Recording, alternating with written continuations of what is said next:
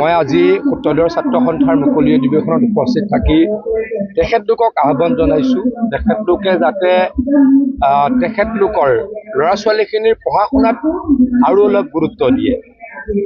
জাতিটো যদি আগুৱাই যাব লাগে, জাতিটোৱে যদি সমাজত আগস্থান পাব লাগে, জাতিটোৰ উঠি অহা ল'ৰা ছোৱালীখিনি সুপ্ৰতিষ্ঠিত হ'ব লাগিব।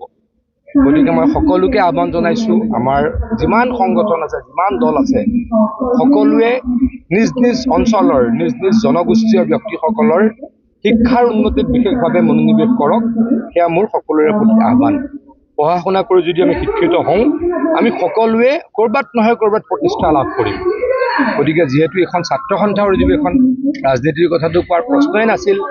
মই চৰকাৰৰ উন্নয়নৰ কথাও বিশেষ কোৱা নাই, মাত্ৰ চৰকাৰৰ শিক্ষাকেন্দ্ৰিক দুটা এটা স্কিমৰ বিষয়ে ক'লোঁ। কিন্তু মই আকৌ কৈছোঁ, তেখেতলোকক মই আহ্বান জনালোঁ যাতে তেখেতলোকৰ ল'ৰা ছোৱালীখিনি আৰু ভালদৰে পঢ়া শুনা কৰে, জাতিটো যাতে আগুৱাই যায়।